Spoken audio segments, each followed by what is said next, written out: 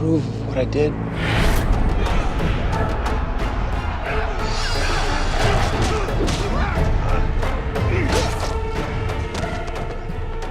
I mean, I know that it's not what you would have wanted. But you were always better than me, Laurel. I need you to promise me something. Anything. Your instinct has always been to go it alone. Holly, you can't. You have been waiting for things to go back to the way things were. They're not. Felicity thinks that it's time we put together a new team. Evelyn Sharp. Oh, I had this so wrong. This here's name is Renee Ramirez. Yeah, but Wild Dog is much scarier. I thought you didn't want to be a vigilante. I never want to feel helpless again.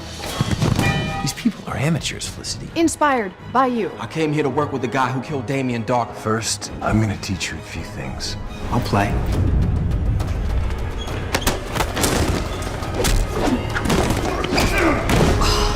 First part of initiation. Only person you can trust, yourself. Oliver. You told me the dead don't want anything. Either I'm willing to do whatever is necessary, or I shouldn't be up there at all. Which is exactly why I can't be.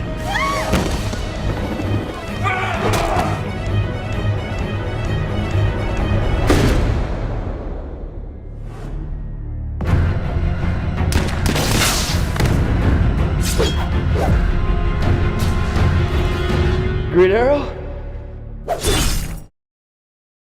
Hey YouTubers, it's Charlie. So this is going to be my Arrow Season 5 trailer video, which is affectionately called Season 5 Van Dyke Rising. So here we go. So the big idea of this trailer is setting up new Team Arrow. So you have the Wild Dog character, Artemis, you probably remember from last season. She's going to become the Artemis of the DC canon. Most of you probably know the character from Young Justice. There was also a comic book version of the character that was a little different, but most people just remember the Young Justice version. But then you have Mr. Terrific also stepping up to try to become an actual vigilante. So the first couple of episodes, especially like the first 2 episodes, are going to be like Oliver's version of Full Metal Jacket, only he's going to be the drill sergeant. There's another vigilante who's the new district attorney. He becomes a vigilante later in the season. He has a very Punisher type backstory where like he's this upstanding member of the community, he's a district attorney, but his family gets murdered because as all these vigilantes have decided Star City has gone to shit, the criminals have taken over, so they want to clean it up, taking their cues from Green Arrow, just inspired by him. But some of them, like Wild Dog, for instance, take it way too far. So what it seems like they're teasing is that some of the vigilantes that pop up, Oliver is going to take under his wing, like the new recruits here, and some he's going to have to take down. This looks like it's Ragman, probably one of the vigilantes who's trying to do a good thing, but going way over the line. In the comics, he actually draws power from the souls that are kind of sewn into his jacket, but he is a good character who seems like he's going to be batshit crazy on the TV show. The big villain, the big bad that they finally announced, like we see Chad Coleman's character here, he's an antagonist, but I actually found out that he's not going to be the official big bad. He'll just be a recurring villain in the tone of Stringer Bell. Like he'll be consolidating a lot of the gang power in Star City. The official big bad, and this is actually a big name from the comics that'll like make a little light bulb go on over your head. Prometheus is the big bad. Most of you remember him from the Cry for Justice arc as the person who chopped off Roy's arm. So Colton Haynes better steer clear this season if he wants to keep both of his arms intact. But that's a good question. A lot of you are probably asking, is Roy going to come back? If Laurel's going to come back in flashbacks, then, why wouldn't Roy come back in present day? Well, they haven't confirmed anything, but I totally think that it's possible that Colton Haynes could come on for an episode. But really, like, the biggest new additions to the show this season are Artemis. They haven't said how many episodes she's going to be a part of, Wild Dog, the district attorney, and then obviously like the big villain Prometheus. So for those of you that have read comics, you've seen the versions of Prometheus, neither one really looks like this. So Arrow is doing a version of the backstory that's relatively true to the character. He'll just look a little bit different. There are actually 3 versions of Prometheus from the comics. One was an imposter. The first one actually worked for the original Dr. Alchemy. So this is like way back in the comics. There's a Blue Beetle crossover where he's trying to steal from Ted Kord. Sounds very like Arrow. Arrow makes very good use of Kord Industries, even though it has thus far been unable to do Ted Kord himself.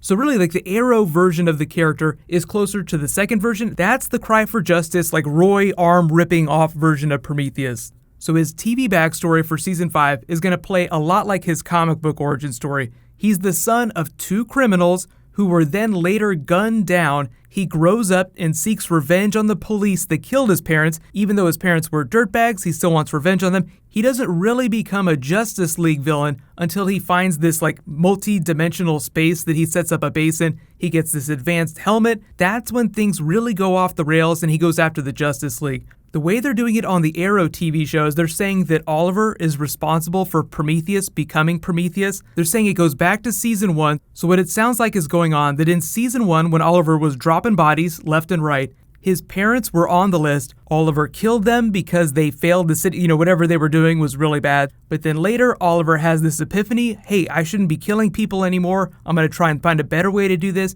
He becomes the Green Arrow eventually as of last season. But this whole time, Prometheus doesn't give a shit about any of that. He's been training to avenge his parents, no matter how bad they were.